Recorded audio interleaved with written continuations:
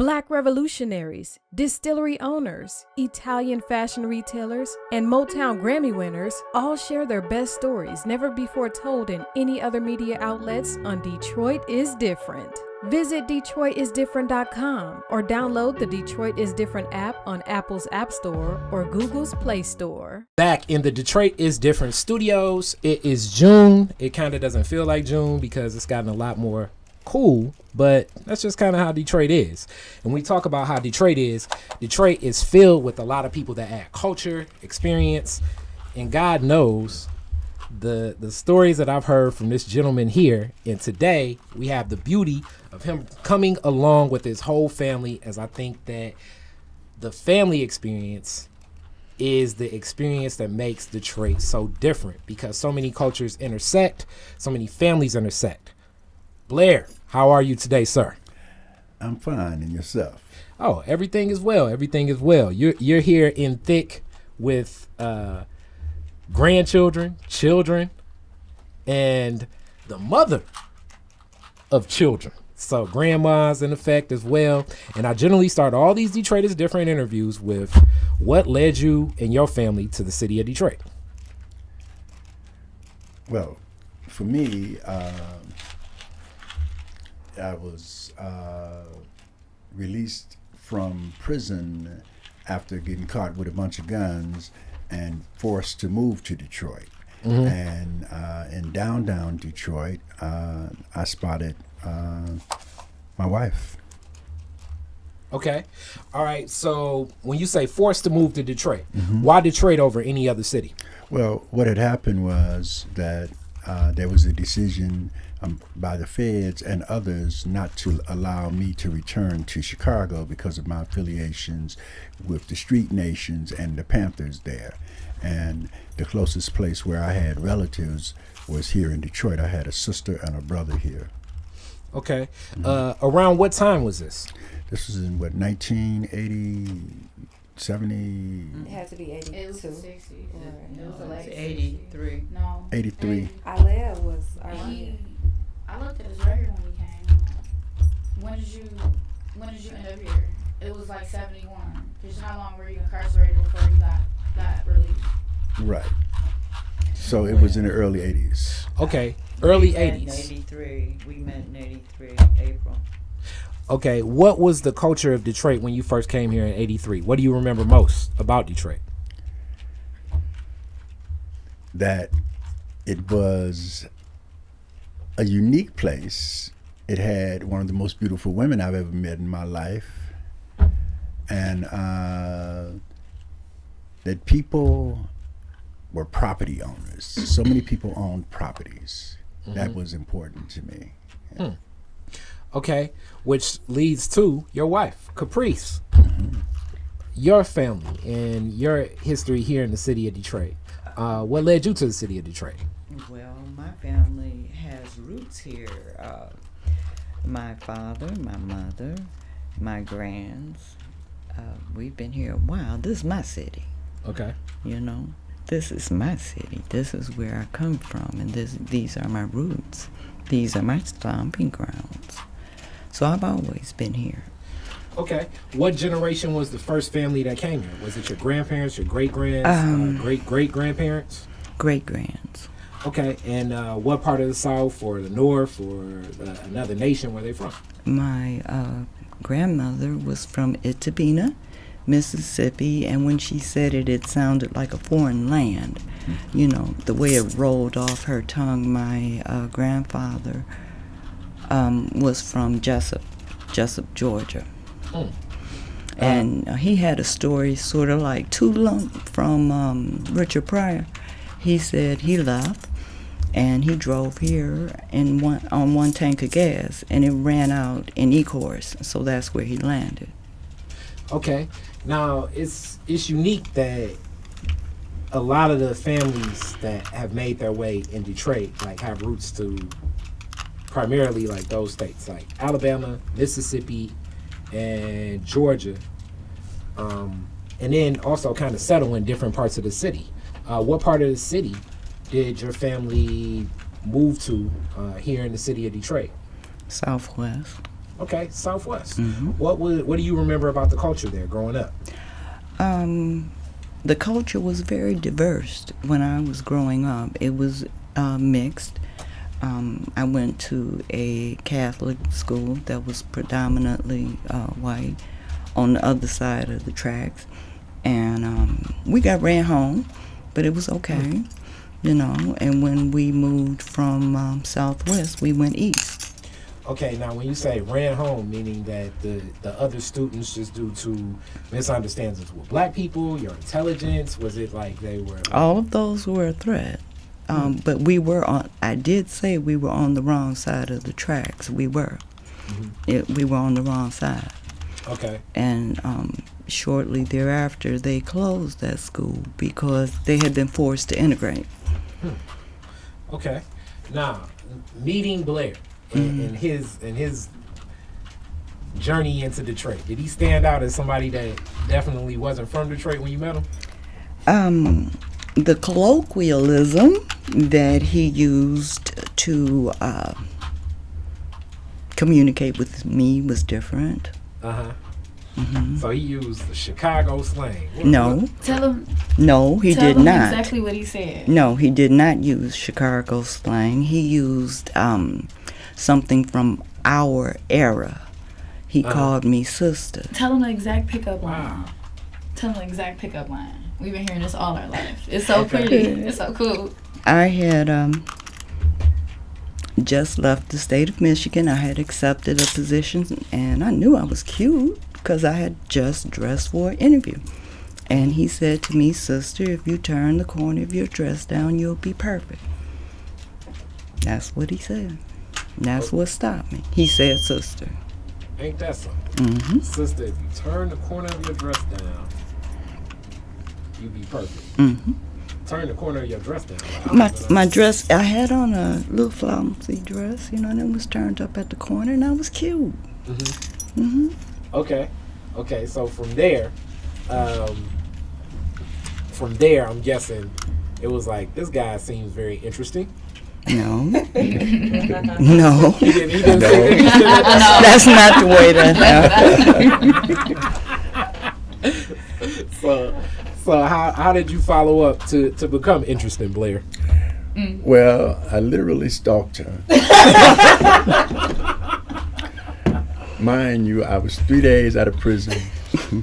I had on a Michael Jackson jacket. I had on some pants that were too tight. I had on some Spanish heel boots. Was this the style in the 80s? Or No, was sir. this just... No, sir. Wait, time out. Okay, Caprice thinks, okay, it wasn't the style. But did you feel like you were fly? Did you know this is, you know? No, sir. If you know anything about my father, he doesn't care what people think. He's just gonna put on what he feels good in that day. And if he wanted to be Michael Jackson, that's who he was that No, day. sir. He had been misled. No, sir. All of these things were tailored, custom made for him, and the tailor had to be like, you know, feeling really good because everything was too short. Yeah. Yeah. Okay, so... And then I asked her what she was doing because I think she was trying to get away from me. Or she was just like, okay, you've been following me. And I said, what you doing? Are you shopping? And she said, yes. And I said, well, then you just ran across like the luckiest experience of your life. She's why? I said, because I have great taste. And she looked at my clothes. But you also said other magic words like I'm buying. Oh. Okay. I don't remember that part. I know. I know, I do. Okay. All right. So from there, I'm guessing the connection initially meeting. How long did it take for you all to get to the point where you all were spending a lot of time together? I put him in the layaway, and I had to think about it for a while, and then I called him back about 3 months later. Did you remember? Yes. Okay. All right. Yes. I don't know how you had not moved. talked to her, but I had talked to her mother several times. Yes, he had. Wow. He said Yes, he he was had. stalking her. Yes, he had. And my mother actually gave me messages. Yes. Wow. Mhm. What were the messages that you were relaying, Blair? Well, the final message was that this would be my final call, Ain't that and something? that Ultimatum. I found it interesting that she was so rude that she would not return any of my calls. And so she, No, I didn't get that one. yeah. Yeah, It I didn't is. get that one. Mama Yes. didn't give me that one. I'm so Yes. glad she didn't. I wouldn't have called. Yes. Wow. I don't know What- if what- ultimatums work often. Well, No, what, they Not with don't. her. well Not with her. actually, what happened is that the mother said she will return your call. That sounds Got you sound like calling me. me. Yeah. Yeah. That's what she said. She would return your call. So I was like, yeah. Yeah, because she didn't tell me all that. Yeah. Okay, so grandmama, She was. you were smart enough to definitely not step in and give that ultimatum message relay. Well, So from there, where did you all go? Where was the first place you took her? To the Hard Rock Cafe. I don't know if he remembers, but that was our first date. We went to a rock club. We had fun. I You like remember who rock. was playing? It was a DJ, but it was rock. It was, you know. and Hamtramck. Okay. Yeah. All right. So now by this time, you're most into the Detroit culture, especially if you know where Hamtramck is at this point. So, what was your take on what was happening in Detroit at the time? At the time, crack was descending on Detroit, and neighborhoods were organizing around this terrible economic opportunity. And I was trying to organize with brothers who I had been in the Michigan prison system with for 10 years, and so that it was a very dangerous time in Detroit. Yeah. So, in this era, as I remember it vividly, it's like this neighborhood is the neighborhood I grew up in. I remember the time and the temperature. And what's funny is also my father took a position in D.C. around the time, so I even went to D.C. I have family in Chicago, on the south side of Chicago, as funny as it be. My great uncle was a principal at Dunbar Middle School. So like right in the thick of a lot of these things in different black communities, from a child's view, I was witnessing what was happening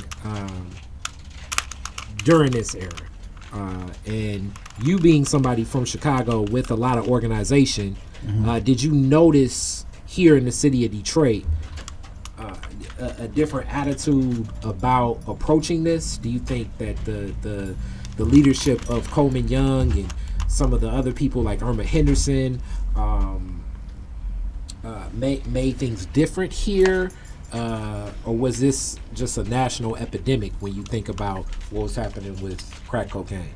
Well, I think that in Detroit that there was a deliberate effort to criminalize the leadership of Detroit.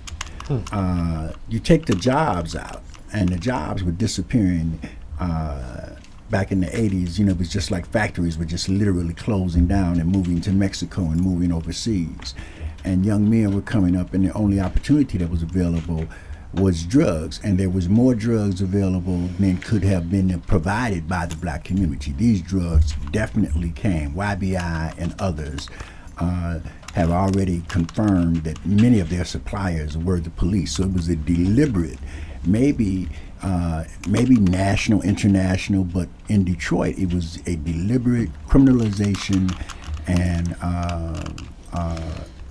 flooding of our community with drugs. Now, I have this question for you, Caprice. Now, during this time, you all move forward and start a family. And against something that's existing in already a very tumultuous community that's faced with a lot of trauma and drama. What gave you the courage to step forward and embrace building a family at a time that some people may say was some of the most, like, I guess, detrimental or strongest odds against a lot of the black families throughout communities? If you really want the truth, I don't know.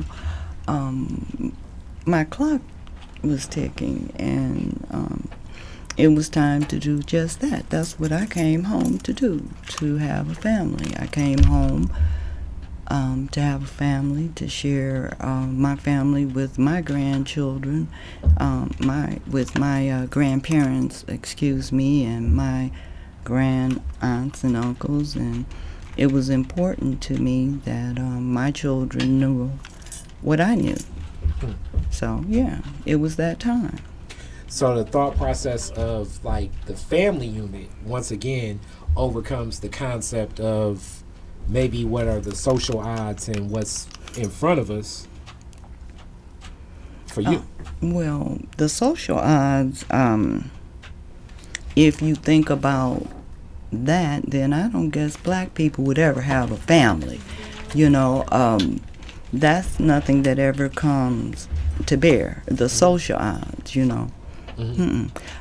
Detroit is very unique in its setting because we are governed and geared by the plants. And when the plants are closing and when the plants are in trouble, our tax base, our financial struggle in Detroit becomes real and it becomes dangerous. And if you're governed by that, you would never have children. So that leads to who is the oldest?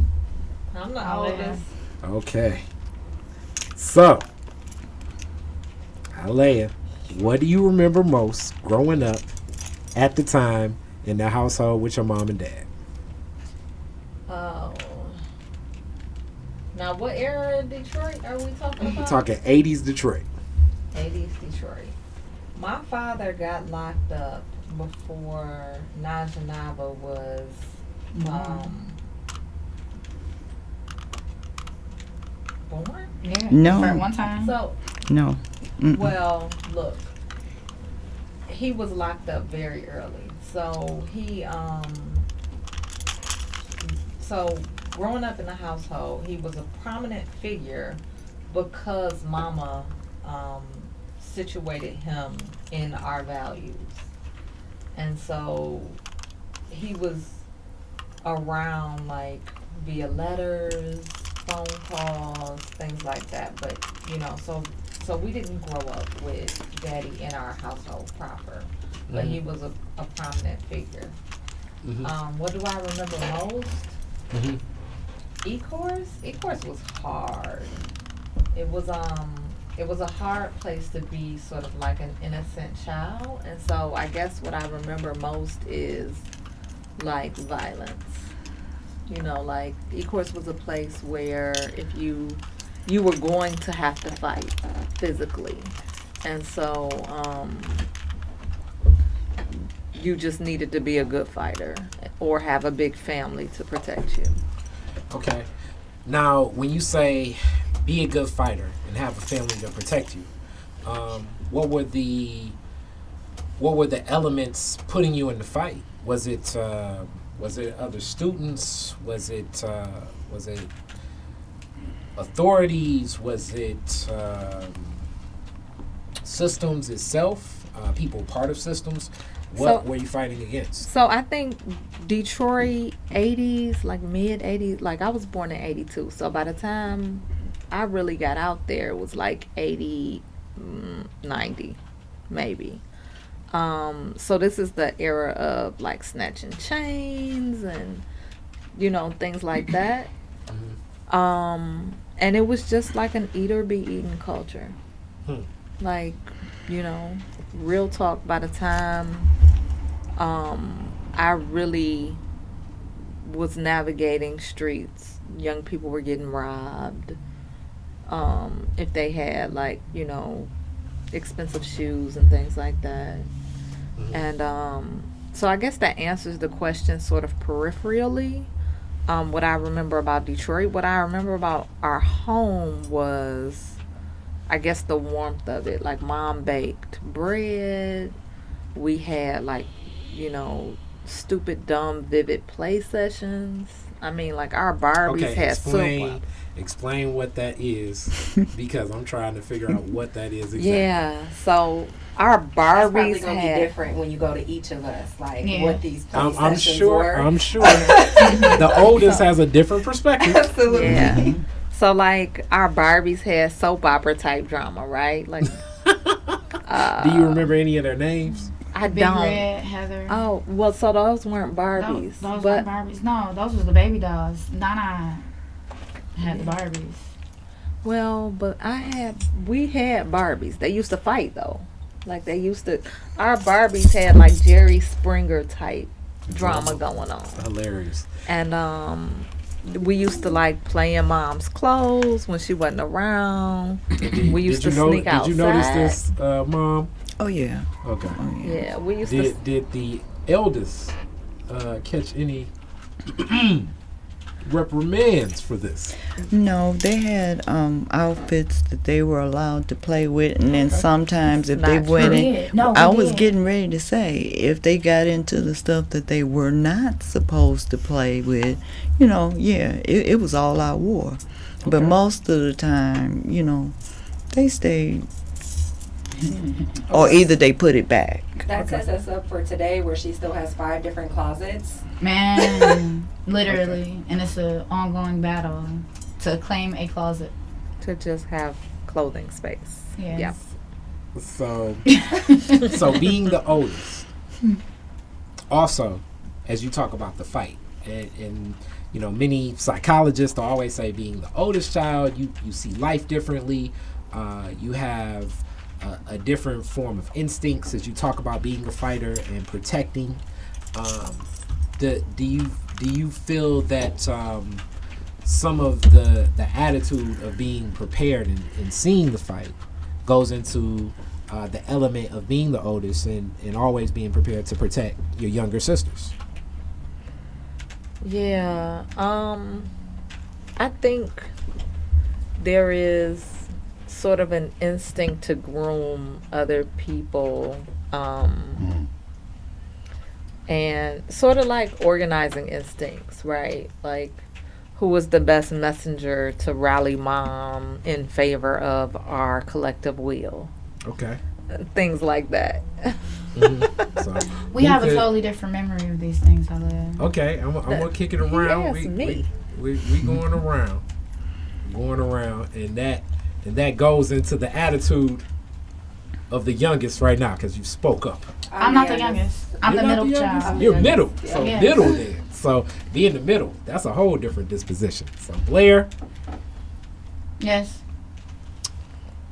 what do you remember growing up as far as the culture of Detroit at the time and also in the household? The culture of Detroit,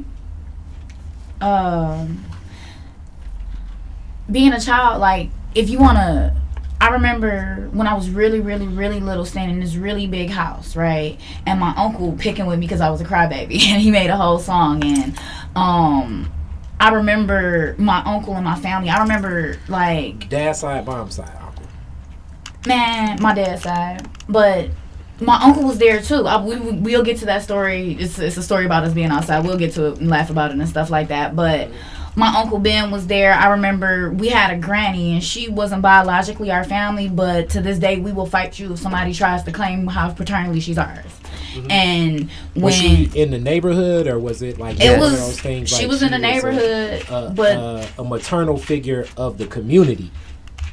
Or she was it our just family. In your that family? was my granny. I got you. That was my granny. That was my dad's friend from however, whatever, and all of her children and the people, you know, the guys in the neighborhood that did the things in the neighborhood. They all looked up to her, and she was a triple OG too. So, you know, She was Big Mama. that was granny. Okay. Yeah, it was Denby neighborhood. Mm-hmm. Okay. Yes. And Coney Gardens. Yeah, but I remember going over there a lot. Then I remember when we moved out to E-Course and a lot changed. You know, it was thank you. I appreciate that. But it was a few years where we really couldn't go outside because it was a crack house next door. You know, and then I remember when the family moved in next door and it was a single mother with 3 daughters. And we were lower income than they were, so they treated us bad. But I remember when we first moved over there, we used to sit on the porch and be like, oh, this used to be a crack house, you know, like, but then, like, seriously, that would be me because I'm outspoken, but they still treat us, to this day, they still treat us slightly funny. Mm-hmm. To this day, they still treat us at a bias because of our situations, but at the end of the day, my big sister is about to be 36 and she's the only one who got married and she's the only one who has kids. Just like in their situation, we're all within the same age range and they still treat us different. But my mom, she was such a loving person and she put my dad on a pedestal to make us honor him on this pedestal. And yeah, you know, he was on this pedestal. Like, even though he wasn't there, it was like, yeah, you know, my dad. You know, my dad, oh, where's your dad? Well, you know, he's in prison. Let's not talk about that. Right, but he look, he's a phone call away or a call away or an action away or somebody, like, you know, he made sure people were there to love us even though his whole family were 600 miles away and 6 hours away, you know, like, and that was one of the beauties of the family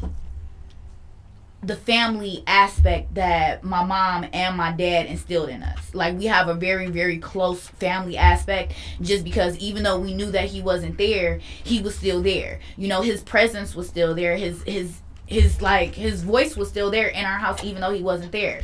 You know, and that's a good thing. A lot of people don't have that. You know, a lot of people are mad at their parents, their fathers for going to prison, this, that, and the other. We weren't mad because we knew why. We knew what happened and why. Now, you know, what happens after he comes home is a totally different subject. But why he was there, we weren't mad at him for that. A little hurt, you know, and this is one thing. The day he went to prison for the last time, I woke up in the middle of the night. I'm like, Daddy, where are you going? He was like, I'm about to go take care of some business. I'll be back. He was like, really? I'm like, really? He was like, yeah, I promise you I'll be back when you come home. And it took 21 years for that to happen. Mm-hmm. And that stands out in your mind at how old Vividly. were you then? I was 5. You were 5, but you remember.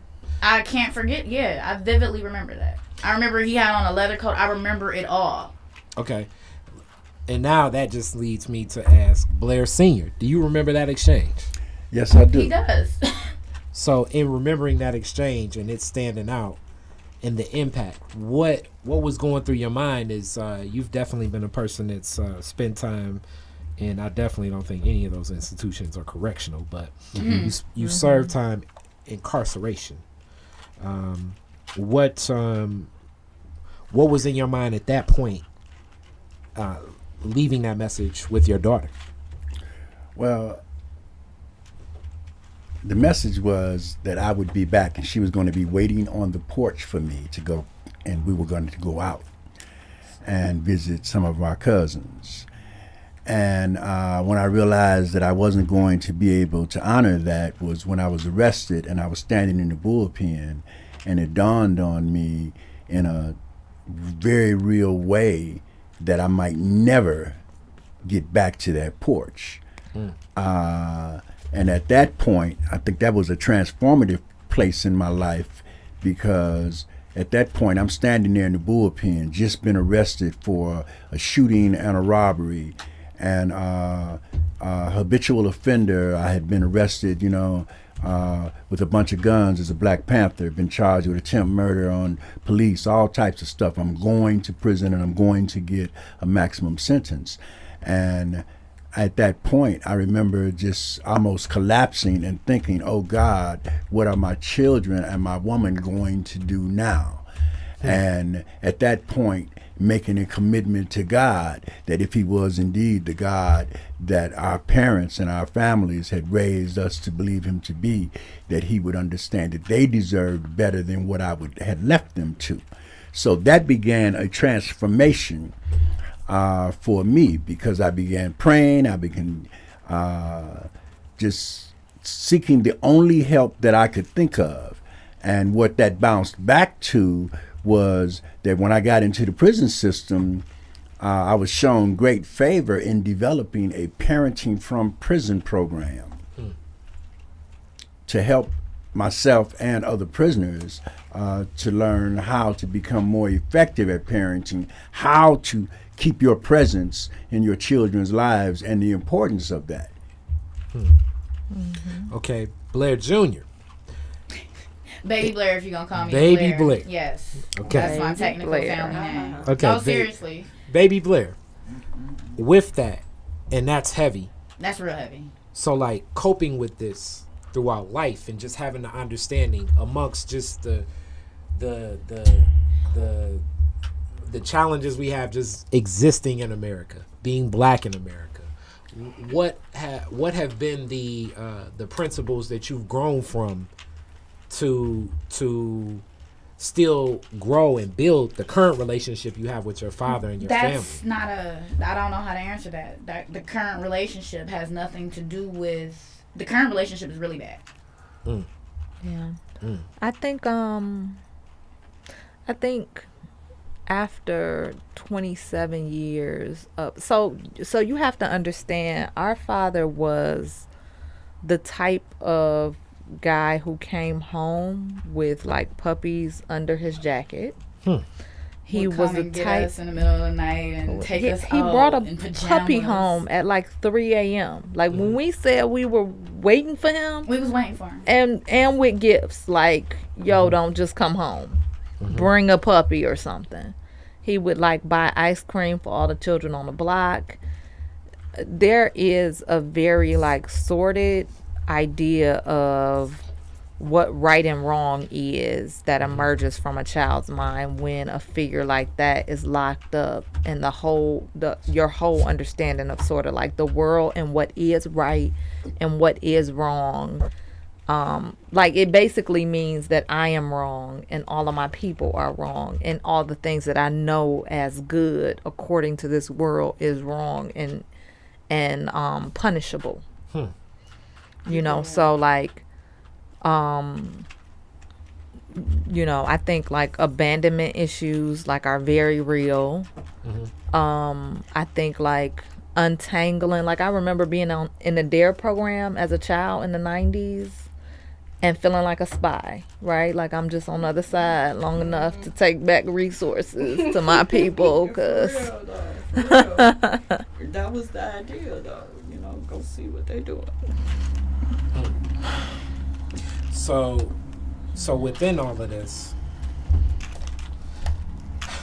Najanava, the youngest in the mix, witnessing this, seeing this, and then still like the strength, and even in this room, like the presence, like the beauty of the women here, the strength of the women here. What do you remember most about growing up Detroit and your family? I just remember it being us, like feeling that it was us against the world. I'm the youngest, so I was always like super sheltered, and I didn't get to experience things long enough for them to impact me if they could avoid it. So when I first moved to Detroit and I was in DPS, and I had teachers who were like really negative influences on me, my mom immediately made sure that she pulled me out of that situation. Just being the youngest and her, I guess, learning from things that happened with them, it was like they weren't going to let me experience that. Between my mom, my sisters, my dad, we've always just tried to protect each other the best that we can, because we knew that at the end of the day, the world was against us, or not the world, but the powers that be or whatever was against us, and we had to fight together. So they all fought for me, and I've always fought for them. That's just how I remember my childhood. yeah, that's accurate. That's really accurate. So within it, seeing these models of such strong women in your own family, how do you take that and you apply that with your friends, with the people you meet, to know that the strength is existent? And a lot of people talk the whole concept of black girl magic in the, like, I guess the social media sphere. But the reality that I think just in the whole presence of all of you now, just, you know, in meeting you and your sister, I was like, okay, your mom has to be amazing on so many levels, because I know your dad too, you know. So how do you build from that? How do you grow from that? How do you keep moving with your aspirations? So for me, it's about like when you're selecting people as friends, you always have to think about like, hey, what do they add to this, and what can you add to them as well? So if I see someone who like lacks aspirations that I can't build with and that I don't know how to help them with, I immediately or not even immediately, but I'll slowly pull myself away from that. I can't stay stagnant, and I can't be around people who want to stay stagnant. It's like if you're comfortable where you are, then I can't be comfortable there.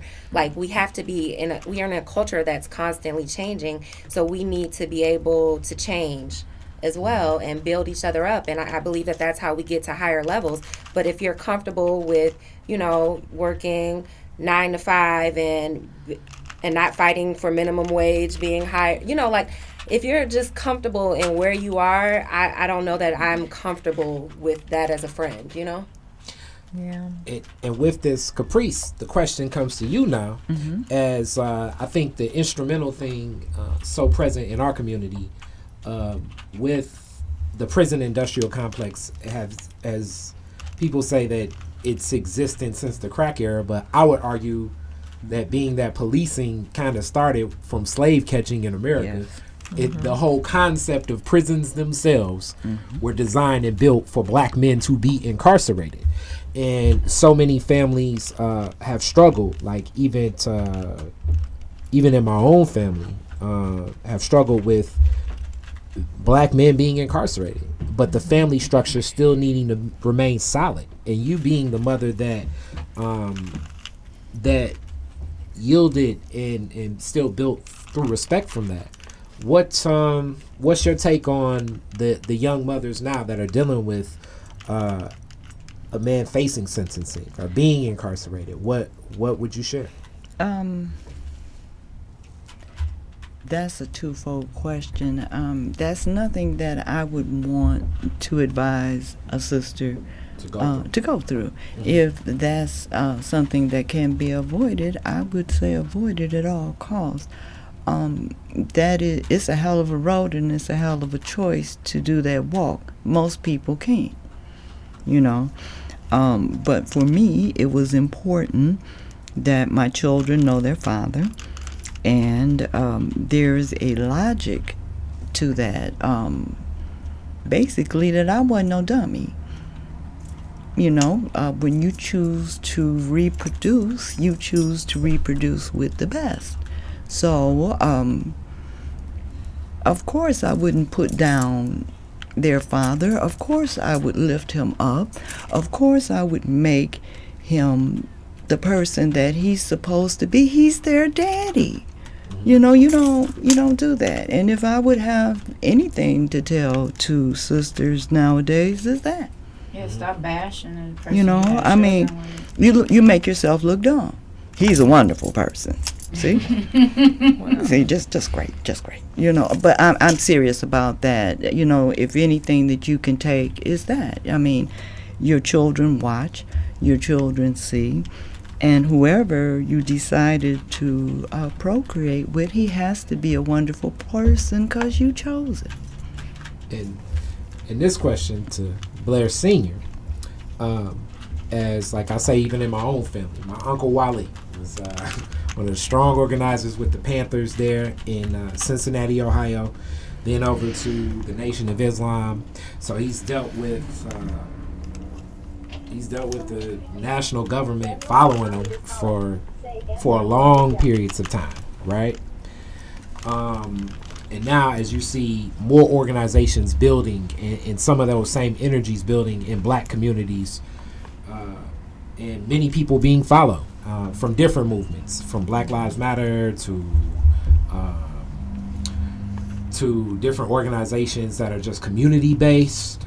Some of the work that I'm assuming even your daughter does, like in this nation building that is outside of a nation of our own, and the danger it may put people privy to. What advice do you give to the younger people about the impacts it could have and how to move to still be nation building, but be aware of what's watching? First of all, I often advise our people when I'm engaged in dialogue or have an opportunity to present is to consider the math. 153 years ago, there was the Emancipation Proclamation. 4 million Africans in America were emancipated. That's 4 million out of 120 million that were removed from Africa over a 450-year period of time. So we're talking about slavery was mandated illegal in the United States and all of its territories just 153 years ago. And when we talk about that math, 4 million of us emancipated. We are now at 50 million. Not only are we at 50 million, but we are, to my daughters and to their generation, to millennials who are going to change the world, who are changing the world. But I say this to people is that the dominant narrative would have us believe that we're losing, when in fact we got this. They can't stop God's children from doing his work. And his work is that we would serve the poor, is that we would provide for the weak, we would provide for widows and prisoners and for the maimed and the handicapped. And so I advise people to get involved in the things that impact their lives and the lives of others. That has been my salvation. I mean, I've come home and been ill-equipped to live a normal life. And people have said, well, how do you just live a life of giving? I do that through my faith.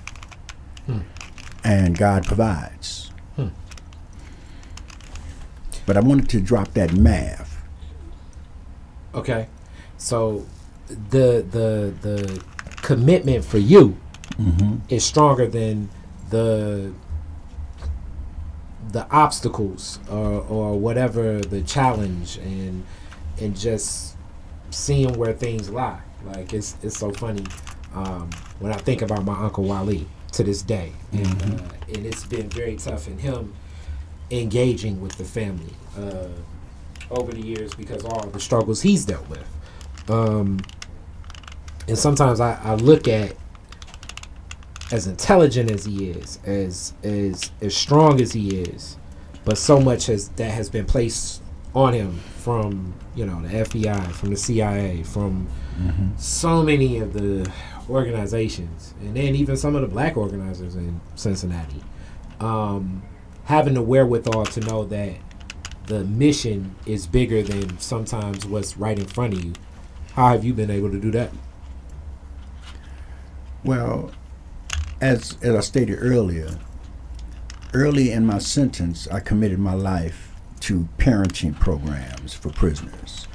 And I realized quickly that it was bigger than me, that in order for me to be able to learn how to be the best parent that I could possibly be from the prison environment, from the reality of my life, that I had to collect the testimonies of others.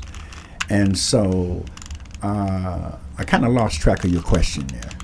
It's more so like, how do you stay committed knowing that there's so many agencies that are meant to destruct a lot of the nation building that black people and the efforts that we're putting in?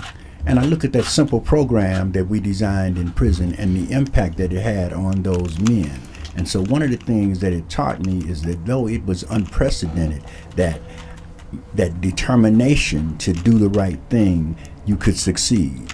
And how do I stay encouraged? It's because when I look at my daughters, I'm proud of all 3 of my daughters. I am proud of my wife. They have achieved amazing things under great odds. And when I look at my grandchildren and they say they're going to conquer the world, I realize that it's not just like work. It is our life that we do justice. First to Mother Earth, and then to all and everything that occupies it. It is our life. And I just clearly understand that when I had nothing sitting in prison, I understood that what I did have was God's love, and that what he gave me and every person on earth was earth to care for and each other. So I persevere just in my faith. Yeah. Alia, which I was already going to kick it to you because you do a lot of organizing work yourself. Yeah. I think that, we can either die or fight. Like, period. Like, we got two choices, right? Like, we have children. We are breathing this air. We live here. We can either die and lay down. We can let people run over us, or we can fight. We only have those two options, right? And we're watching videos where police are shooting us down. We're living in spaces where children are being caught in the middle of, gunfire. We can either fight against these forces, right? Like this negativity, the structural and the miseducation that allows us to attack each other, or we don't have a choice in this matter. Like, this is us, this is our blood, this is our family, this is our lives. We're fighting for our very futures. Interesting that and it's back to the fight. So the fight and having the fight. And this is what I also say about this to address the systems that you were talking about directly. Like, when you look at the themes that were deemed historically important problems in America, the breakfast program. We're going to feed our children in the morning. Number one enemy of the state. Stop them. They shouldn't have oatmeal. Like, if this is what is deemed a problem, if this is a real viable threat, then what you're saying is having a functional life is a threat to the state. Fuck that shit. You know what I mean? What I found, and excuse me, I didn't mean to cut you off, but what I found astonishing, having lived during that time, having participated in the movement on various levels and in various organizations, is how dangerous the organizations were perceived at that time. You were mentioning being followed. If you go through the dispute resolution programs, they talk about the organizations of the Panthers, the RNA, the NOI, the 5 percenters, but basically they talk about the unity of the youth of that era and how volatile that unity was. And I look at the situations that we're facing today with our current presidency and the distress, the anger, the fear that it has instilled, and I see a definite parallel to that same time, and I think it's a dangerous time. Interesting. So I generally close on like classic Detroit is different questions, but so far let me thank you all as a family so much for coming together and giving me this opportunity. Consider me indebted to you all.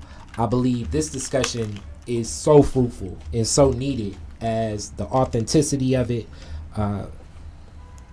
Blair Sr. asks, like, so what's your, like he generally will say, so what's your intention, Brother Kari? So I told him, I was like, I think it's to show that we're still growing and the beauty of the progress that exists in our families.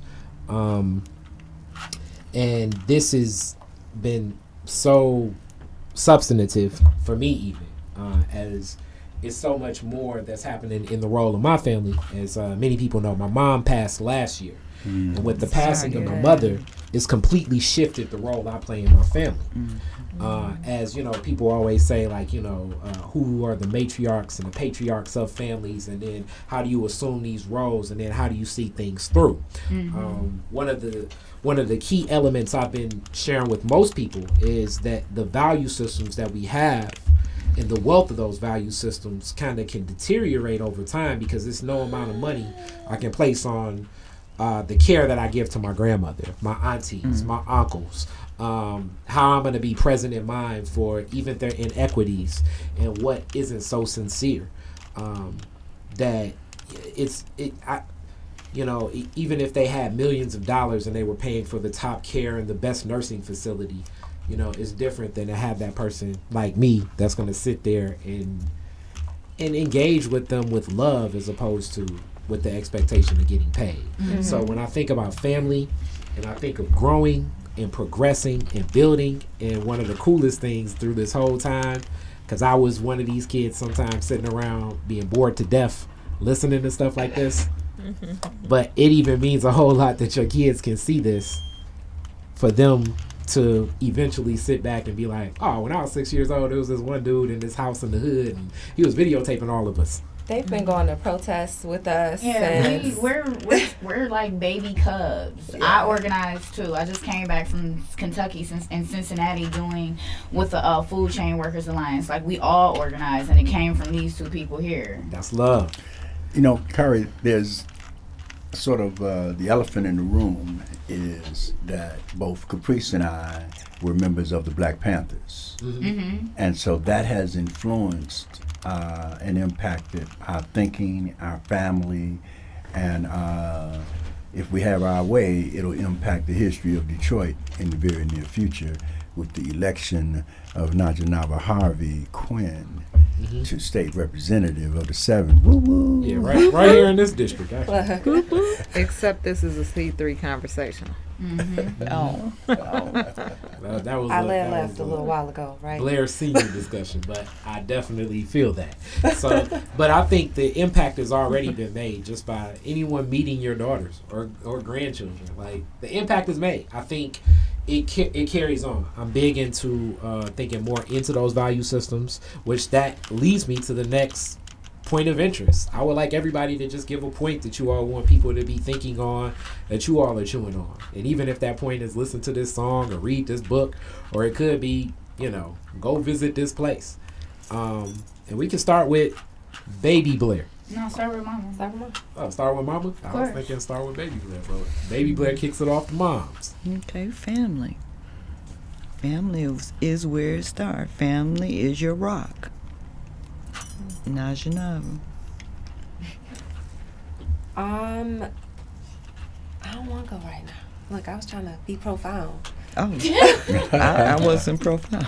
Oh no, I'm thinking mine. I was like trying to, Baby Blair. Yeah. Papa Blair. Yep. The scripture that I accepted as like my guiding, my rock in the word is, be ye transformed by the renewing of your mind. We have to renew our minds. We have to learn to think differently. We have to learn to think boldly. We have to learn to renew ourselves from all of the trauma that we have experienced in the United States of America.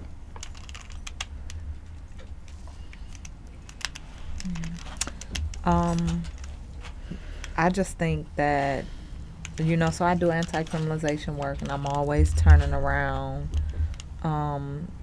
Detroit and the state of criminalization in Detroit in my mind. And I don't know if you all have heard of the case of Sawatu Salamara being imprisoned. She's a young activist. She gave birth in prison. She was basically imprisoned for protecting herself and her family. And, you know, we just celebrated Mother's Day. We're about to celebrate Father's Day.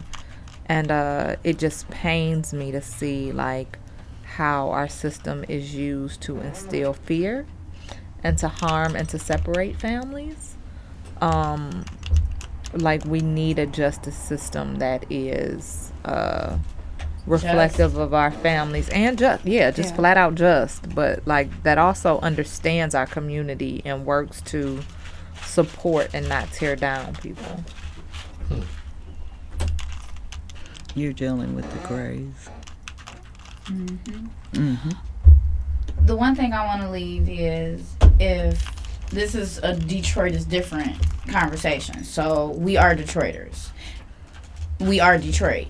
If we don't take care of our city, we will face more problems with other people trying to take our city and treating us unfairly. I just left from a city where they told me these were low-income neighborhoods and they just tore it down, and now they're about to build high-rises here and this, that, and the other. If we, as Detroiters, don't take care of our city, we will lose our city, and then we will be complained and displaced and have to only live in the unfair systems that they put us in. So if we don't take care of our stuff as our own, as a person, and understand the conversation when it comes to political conversations, we're going to lose our city, and then we'll be the only ones hurt, and then it'll affect our children later in the days, and that's what we need to change. All right, so back to me. I guess for me, it's always keeping the Assata Shakur chant in my head. It is our duty to fight for our freedom. It's our duty to love and protect one another. You know, like just keeping all of that and in my mind at all times. And I pray that we together as a people can come together and just think about it. Like, it's our duty to win. It's our duty to fight. We have nothing to lose but our trains. Exactly. We must love and protect one another. Absolutely. All right. Since that, I do want to ask the parents with that, books, because I'm a big book person. So give a book that should be in the library of the people listening to this.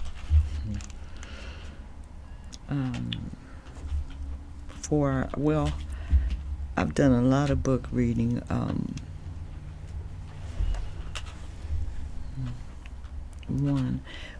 I need you to read The Life of Malcolm X. Malcolm X's history, his autobiography, is a book that all black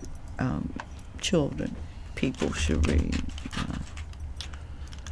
I also like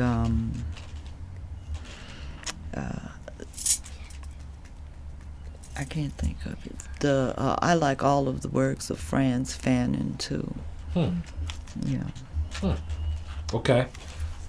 Two things definitely agreed to check out, add to the library. Young People, autobiography of Malcolm X. Necessary read. Blair Sr., what you got for him? Chancellor Williams, The Destruction of Black Civilization. It is a fundamental work that explains the thousands of years of social, geological development and impact, the things that impacted the destruction of black civilization that we also heard of. And I would also second Frantz Fanon, Wretched of the Earth.